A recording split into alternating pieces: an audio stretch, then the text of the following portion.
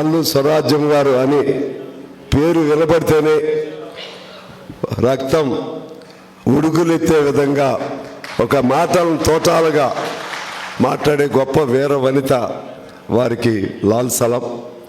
ఇంకా అనేక మంది యోధులు వారందరికీ లాల్ సలాం. నిన్న నా స్నేహితుడు, నా సమకాలికులు, మా మిత్రులు, అత్యంత మిత్రులు, మా కామ్రేడ్ అహిలే గారు నిన్న మరణించారు. వారికి నా లాల్ సలాం.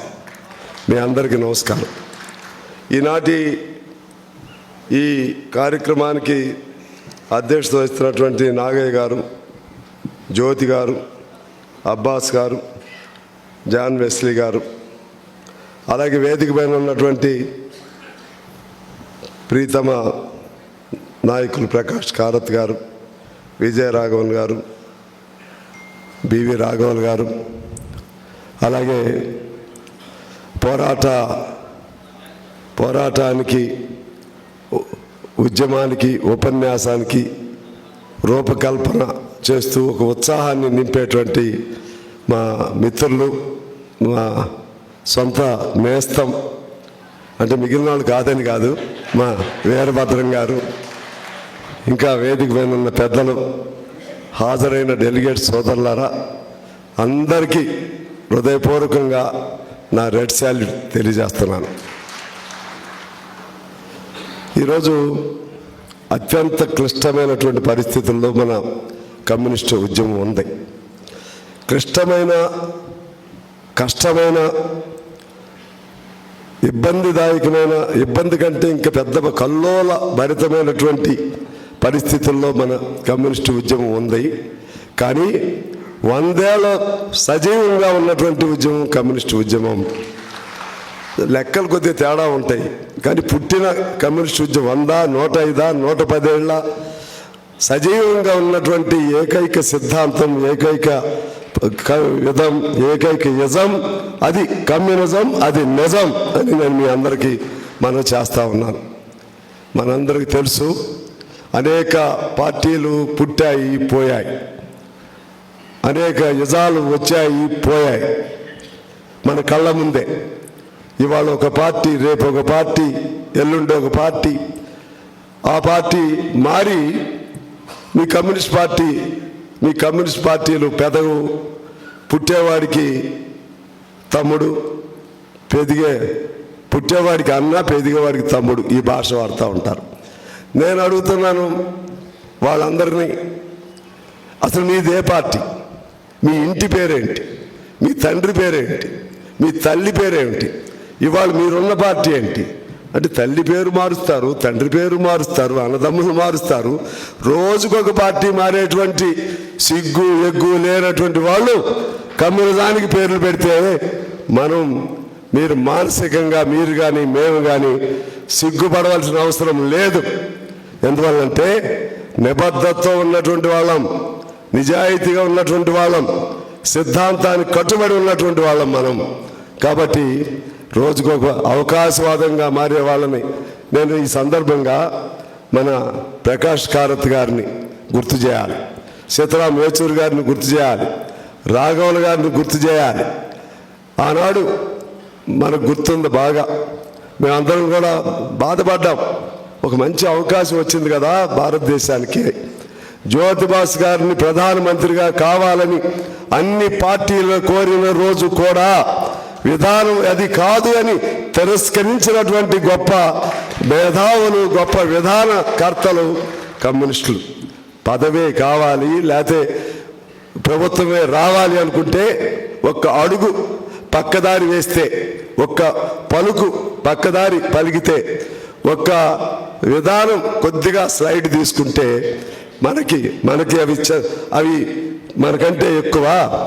ఈ దేశాన్ని అనేక మంది ప్రధానమంత్రులు ఏలారు.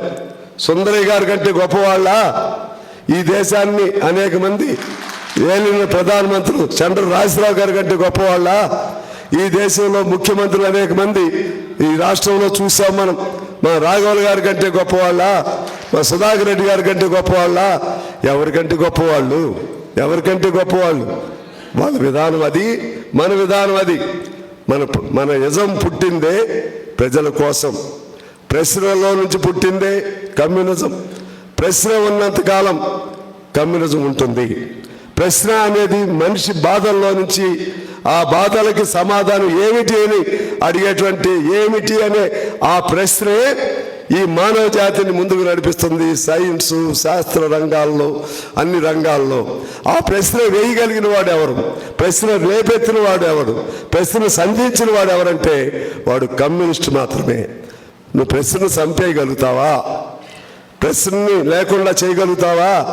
ప్రశ్నించే గుణాన్ని లేకుండా చేయగలుగుతావా?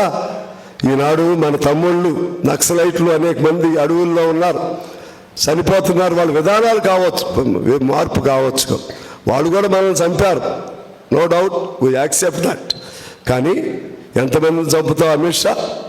ఎంతమందిని చంపుతావు అంటే ముందు నక్సల్స్ డేట్ పెడతావు 1926 మార్చి నాటికి he took the pledge to eliminate every Naxal.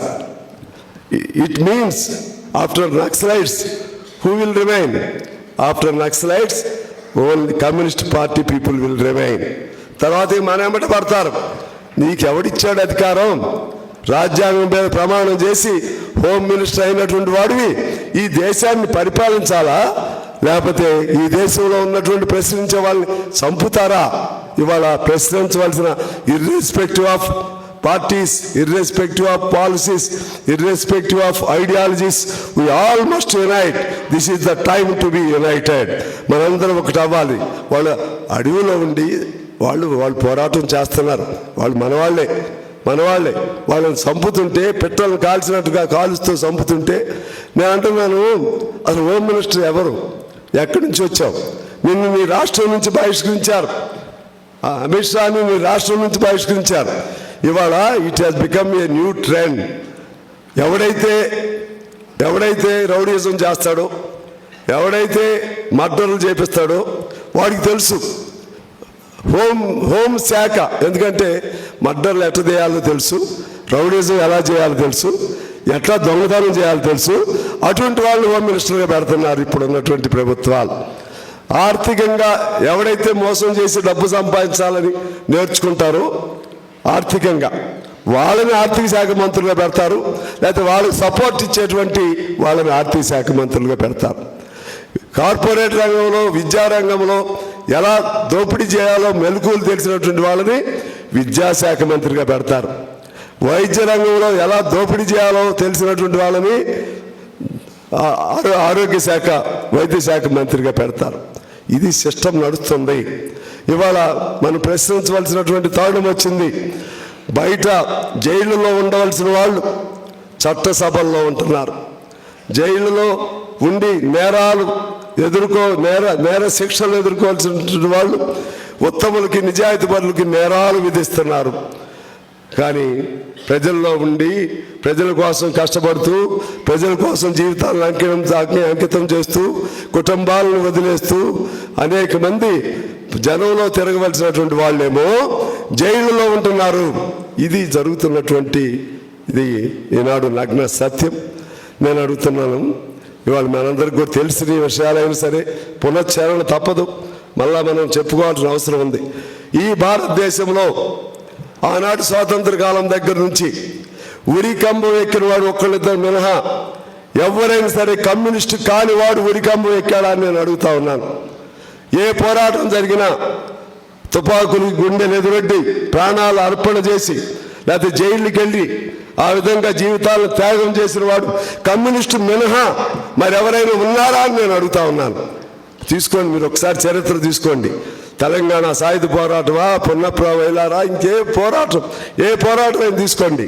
ప్రాణాలు సంతోషంగా జనం కోసం, ప్రజల కోసం అర్పించేటువంటి వాళ్ళు ఎవరైనా ఉన్నారంటే వాళ్ళు కమ్యూనిస్టులు మాత్రమే.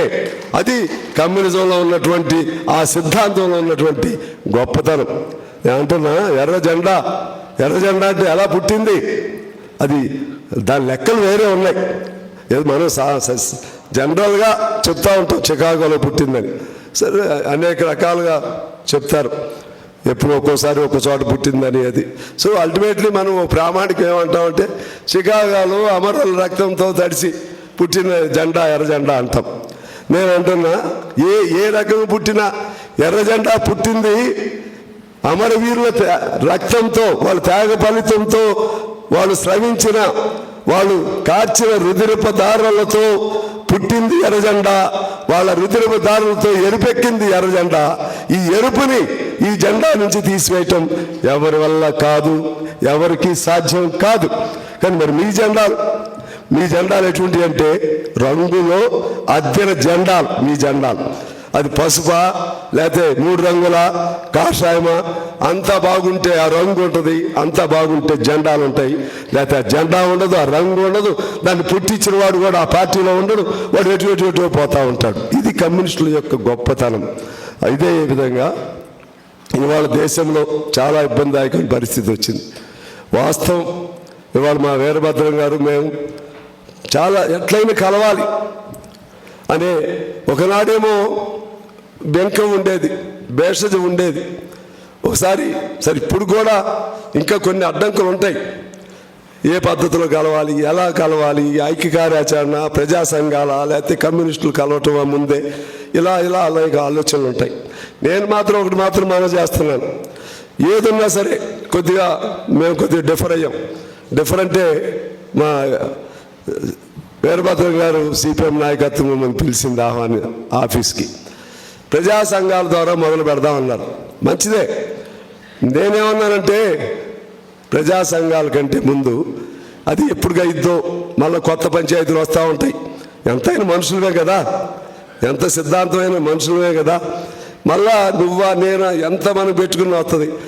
ఎందుకు మనం why don't we propose from Telangana itself for united communist party, for united communist movement. That's what I suggested to our comrade Veerabhadram గారు.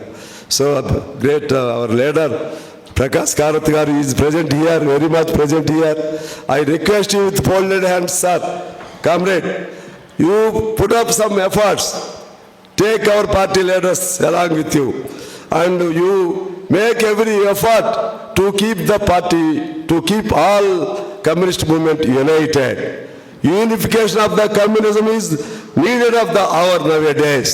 Adi cheyinde manu kashtam తట్టుకోలేం, ఉంటాం, we will live. కానీ ఇబ్బందులు చాలా వస్తాయి. అందువల్ల కమ్యూనిజం ఒకటి అవ్వాలి. సిద్ధాంతం ఇవాళ ఎందుకు వచ్చామని చెప్పండి, స్నేహ పార్టీకి ఎందుకు వచ్చామని చెప్పండి. మన భావజాలం ఒకటైతేనే కదా వచ్చింది, ఒకటైతేనే కదా. కొన్ని చిన్న భేదాభిప్రాయాలు ఉండొచ్చు. మీరు ఎందుకు వస్తారు రేపు మా మహాసభలు చెప్పండి, మనందరం ఒకటే కదా. చిన్న అంశాలు పెట్టుకుని మనకి అది పెద్దయే కావచ్చు, ప్రజలకు మాత్రం చిన్నవిగా కనపడుతున్నాయి. ఎందుకు ఈ కమ్యూనిస్టులు వీడప్పుడేమో ఐక్యత అంటారు, ఎన్నికలు వచ్చినప్పుడు ఇంకో రకం. అఫ్ కోర్స్ ఎవరి స్వార్థం వాళ్ళకు ఉంది, అది కూడా వాస్తవం. ఎప్పుడు పోయిద్ది ఆ స్వార్థం? అందరూ ఒకటైతే పోయిద్ది స్వార్థం. అందరూ ఒకటి కానప్పుడు 1 సీట్ల 2 సీట్ల ఈ గోళ నడుస్తూనే ఉంది. 1 సీటుకి ఒప్పుకోవాల్సిన పరిస్థితి వచ్చింది. 1 సీటుకి 2 సీట్లు మినిమం ఉండాలని, 2 సీట్లకి మేమిద్దరం అనుకున్నాం అసలు ఒప్పుకోకూడదని. సరే ఒకటి మేము ఒప్పుకుంటున్నాం, అప్పుడు ఒప్పుకోవాలి మేము కూడా. 2 సీట్లైనా అని సిపిఎం మిత్రులు కూడా ఆలోచన చేయాల్సి వచ్చింది. అదే మన పరిస్థితి. Is it the situation of our party, communist parties accepting for 1 or 2 seats? Is it the situation and is it the way for the communist movement? No, not at all. కానీ జరుగుతుంది. ఎందుకు జరుగుతుంది? అదే ఇద్దరం ఒకటైతే, ఒక్క జెండా అయితే, ఇద్దరం ఒక్క చోటే ఉంటే ఈ ప్రపంచాన్ని, ఈ ప్రభుత్వాన్ని శాసించగలుగుతాం, దేశాన్ని, ప్రజల్ని ఐక్యం చేయగలుగుతాం, ప్రత్యామ్నాయం మేమే అని చెప్పి చూపెట్టగలుగుతాం. లేట్ అయిందని అనుకోవాల్సిన పని లేదు. లేట్ ఎప్పటికి కాదు. ఎందుకంటే మనం మూమెంట్ అనేది ఎప్పుడు ఉంటానే ఉంటుంది. కమ్యూనిజం అనేది ఎప్పుడు ఉంటానే ఉంటుంది. ప్రశ్న ఉన్నంతకాలం కమ్యూనిజం ఉంటుంది. ప్రశ్న అంటే మనుషుల నుంచి వచ్చేదే ప్రశ్న. మనిషి ఉన్నంతకాలం కమ్యూనిస్ట్ పార్టీ, కమ్యూనిజం ఉంటుంది. Communism is a human centric. As long as humans are exist, as long as humans exist, this communism will exist. Communism will go on. We may face that some odds, up and downs, but even we definitely will be existed. We will be strived. అందుకే నేనేమన్నానంటే తగ్గిపోయామనే feel రానీకండి, మనం తక్కువ అనే feel రానీకండి. ఒక్కడే ఉన్నా సరే communist అనేవాడు లక్షల మందికి పెట్టు. భగత్ సింగ్ ఒక్కడే, చే గువేరా ఒక్కడే, అమరులు ఒక్కళ్ళే. ఏమి మనకేమి తక్కువ? ఎందులో తక్కువ? ఎవరికంటే భయపడాలి, ఎందుకు సంకోచించాలి అనే ఆ ఫీలింగ్ ముందు మన ఇన్ఫీరియారిటీ కాంప్లెక్స్ అంటారే, న్యూనతాభావం వదిలేద్దాం. సుపీరియర్ కూడా వద్దు మనకి, మేము ఎక్కువ అనేది కూడా వద్దు. మేము ఎవరికంటే తక్కువ కాదని భావం మాత్రం వదిలేద్దాం. మేము బాగా ఎక్కువ అంటే తప్పులో పడతాం. మళ్ళా మేము అందరికంటే ఎక్కువ అన్నప్పుడు తప్పులు వస్తాయి. అందరికంటే ఎక్కువ కాదు, మనం అందరిలో ఒకళ్ళము. అందరికీ ఒక మార్గం చూపెట్టడం కర్తవ్యం మనం చేపట్టాం. అది తీసుకుని మనం ముందుకెళ్దాం. ఆ క్రమంలో ఇవాళ జరుగుతున్న దేశ పరిస్థితులు జనంలో తీసుకెళ్ళటంలో ఇబ్బంది జరుగుతూ ఉంది. నేను ఈ మధ్య విన్నాను, జనం భావాలు ఒక రకంగా ఉంటాయి, మన ఆలోచన ఒక రకంగా ఉంటుంది. మనం ఏమనుకుంటామంటే మన ఆలోచన ప్రకారం జనం వస్తారని అనుకుంటాం, కానీ జనాన్ని ఆలోచనకి మనం కూడా జోడీ అవ్వాలి. జనం ఆలోచన మన ఆలోచన రెండు కూడా కలవాలి. కలవకపోతే మీ కమ్యూనిస్ట్ పార్టీ మంచిదే అంటారు, కానీ మీ కమ్యూనిస్టులు మా దగ్గర రారు కదా, మేము పూజ చేసుకుంటూ రారు కదా, మీరు కొబ్బరికాయ కొట్టరు కదా, లేకపోతే ఇంకో చోటకి రారు కదా, లేకపోతే మేము ఏదన్నా రాముడు మందిరం ఇది మన శ్రీరామనవమి జరిగితే దూరంగా ఉంటారు కదా. ఈ భావనలు ఉన్నాయి. It doesn't mean that we should change our ideology. While committing to our ideology, according to the Indian conditions, according to the Indian situation, according to the Indian character, we should little bit mold ourselves to be mingled among people. అది లేకపోతే జనం ఒక దారి ఉంటుంది, మనం ఒక దారి అవుతాం. ఇవాళ అది ముందు ప్రజల్లోకి వెళ్ళాలంటే అక్కడ మనలో మార్పు రావాలని నేను కోరుకుంటున్నాను. ఈరోజు దొంగలు, మాఫియాలు అసెంబ్లీలో, పార్లమెంట్లో ఉంటున్నారు. అది జనంలో తీసుకెళ్ళగలుగుతున్నామా? నీతి నిజాయితీ ఉండే వాళ్ళకి 5,000 ఓట్లు, 4,000 ఓట్లు, 7,000 ఓట్లు, ఇవే మనకు వచ్చే ఓట్లు. మన ఓట్లు కూడా మనకు రావట్లేదు. ఎందుకు రావట్లేదు? మన ఓట్లు కూడా మనకు రావట్లేదు. ఎందుకు రావట్లేదు? మనం ఆలోచన చేయాలి. మన ఓట్లు ఎందుకంటే మనం ఎట్లయినా గెలవం, ఎలాగైనా గెలవం, ఆ భావన పోగొట్టాలి. ఈరోజు దేశంలో ఉన్న పరిస్థితులను ప్రజల్లోకి తీసుకెళ్ళటంలో ఇంకా మనం సక్సెస్ కాలేకపోతున్నాం. ఆ విధంగా సక్సెస్ కావాలంటే మనం ఇంకా కలిసి ఉద్యమాలు చేయాలి. జరుగుతున్న పరిణామాలను, పరిస్థితులను ప్రజలకు తీసుకెళ్ళాలి, ప్రజలకు చెప్పాలి. నేను అంతిమంగా కోరేది ఏంటంటే, చెప్పేది మనందరం సృష్టించిన సంపద ఏదంటారే, చేమలు పెట్టిన పుట్టలో పాములు దూరినట్టుగా 90% GST పేదవాడు కడుతుంటే అందులో వాళ్ళు చేరారు. ఈ అన్ని ఆర్థిక, సాంస్కృతిక, రాజకీయ అన్ని అంశాలను ప్రజలకు తీసుకెళ్ళాలి అంటే మనందరం ఒకటి అవ్వాలి, ఐక్య కార్యాచరణ ఉండాలని కోరుతూ నేను మీ అందరికీ శుభాకాంక్షలు తెలియజేస్తూ, శుభాభినందనలు తెలియజేస్తూ, మంచి రోజులు మీకు రావాలి. మీకు వస్తే మాకు వచ్చినట్లే, మాకు వస్తే మీకు వచ్చినట్లే. అందరం కలవాలి ఏదో ఒక రోజు. అన్ని జెండాలు కలవాలి, అన్ని జెండాలు ఒక్క జెండా అవ్వాలి. ఒక్క జెండా అయితే ఆనాడు రాజ్యమే మన రాజ్యం అవుతుంది, ఆనాడు దేశమే మన దేశం అవుతుంది. ఆనాడు ఎర్రకోటపై ఎర్ర జెండా ఎగురుతుందని చెప్పి తెలియజేస్తూ మీకు శుభాకాంక్షలు, శుభాభినందనలు తెలియజేస్తూ హృదయపూర్వక నమస్కారాలతో మా వీరభద్రం గారికి, ఆయన టీం మొత్తానికి కూడా కృతజ్ఞతలు తెలియజేస్తూ నమస్కారాలతో సెలవు.